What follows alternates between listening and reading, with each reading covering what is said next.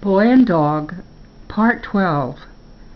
Elsie flies in from the prison passage and sees Spark. "Chipper, what's happened to Spark?" Chipper barks in a frenzy, running between Spark and Elsie. "Don't worry, Chipper, I'll get Frederick." Elsie flies back to the prison passageway, zipping past Motion, who rushes into the prison grounds and sees Spark. "Spark, you've fallen! Open your eyes!" Motion looks around. "Oh dear, we need some light."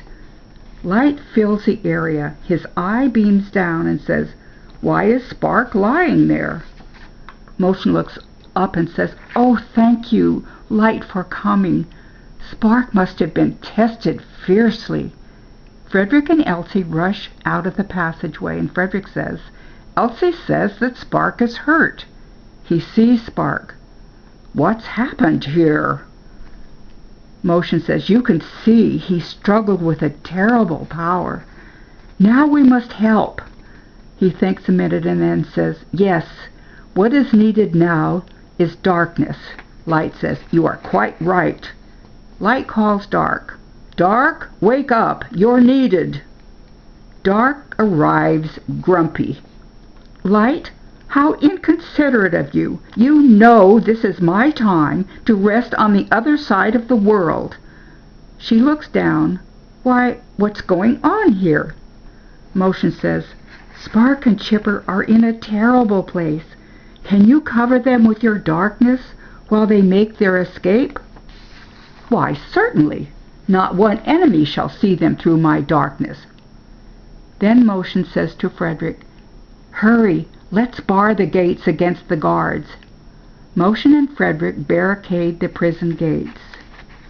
In Ruler's throne room, meantime, he's working at his desk and looks up in consternation upon hearing the commotion outside.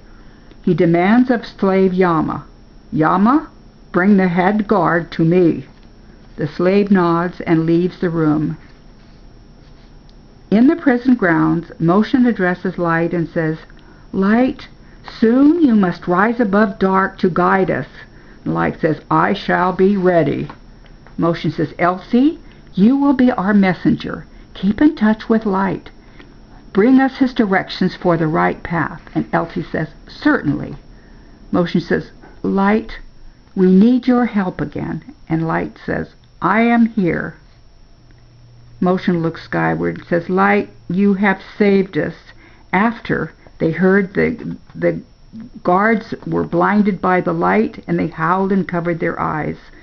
And Light says, "Make haste. The guards will soon regain their sight." Motion nods in agreement. Light says, "When you leave, Dark will hide you once again. Make haste." Frederick groans and says, "Poor Spark. He should have accepted our help." Motion says, "Frederick, pay attention. I'm going to put Spark on your back." Motion struggles to put Spark onto Frederick's back. Spark begins to awaken. He moans and says, "Oh." Motion says, "Now then, we are ready. Elsie, what does Light say?" Elsie says, "Light says a path to the outer world is directly ahead." Motion spies the small, obscure gate to the outside world and says, "Very well, let's move on." Chipper barks and runs out of sight. Frederick says, "Chipper's run ahead." Motion says, "Oh, leave him be. He always seems to go his own way. Now, let's take Spark home, and quickly."